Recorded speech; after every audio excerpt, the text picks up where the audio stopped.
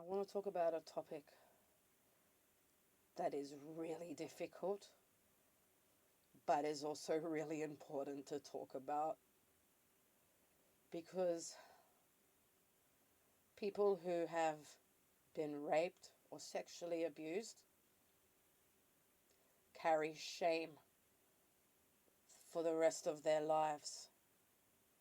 No matter what happens, you're going to have some level of shame. But also, when you look back at the things you could have done, should have done, when you have people on the outside telling you what they would have done and asking you why you didn't do this, why you didn't do that, there's a lot to be understood about the trauma responses and how our nervous system reacts in fight or flight, because running and fighting is not always the answer. And I can tell you that when I went through what I did with my dad at 17, I went through so many responses. And I'm going to play something for you here. I do know the reason why I didn't talk to my parents and tell them about it earlier was because I was ashamed. When we got to Devil's Dyke, he took me out and threw me on the back seat.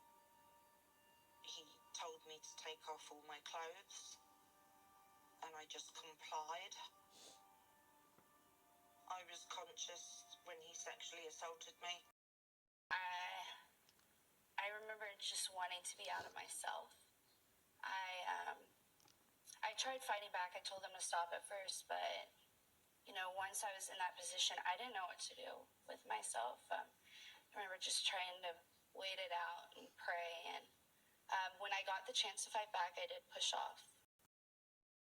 There was my alarm clock, and in order to survive and just stay sane throughout the pain, was to count seconds for me. So that's what I did while this was happening, and I got up to 7,200, so it was a long ordeal. And forceful, and I was scared and confused and high, and so I just kind of didn't really know how to resist that, besides say I'd rather not know. And then when that didn't change his mind, I just didn't know what else to do. I was unprepared. Society is always treating people as if they don't fight, if they don't do this, if they don't mobilize, that there's something really wrong with them. What's one of the most common regrets of assault survivors? I could have done more. I should have fought back. It's a theme that we often hear from patients who have survived sexual and physical assault. They blame themselves because their body shut down, and that blame creates devastating feelings of shame, guilt, and worthlessness. I've lived with that shame my whole life because there were times where I could have escaped and I didn't, because my brain went back to when I was living with him. I had two opportunities to get away. The first one was because there was a knock at the door, and I thought, wow, I could get away. But then I remembered what all his friends were like, and I actually got scared that I could get gang raped if I'd said something to one of his creepy friends.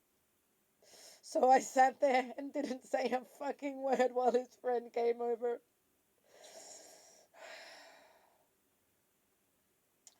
Another time, he sent me round the corner to the shop.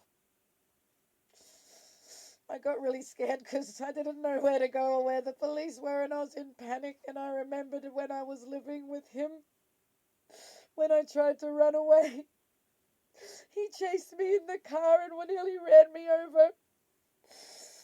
And I was running through people's yards and across people's rooftops of their fucking houses. And that made me too scared again. So it was in those moments that I strategized to like really get away, how I could get into town away from it all. And that's how I strategized and got out. But I've carried it with me my whole life that I had two opportunities to get away, but I was too scared. And I did things that he told me to because I was so scared. And I've had to carry that shame with me. And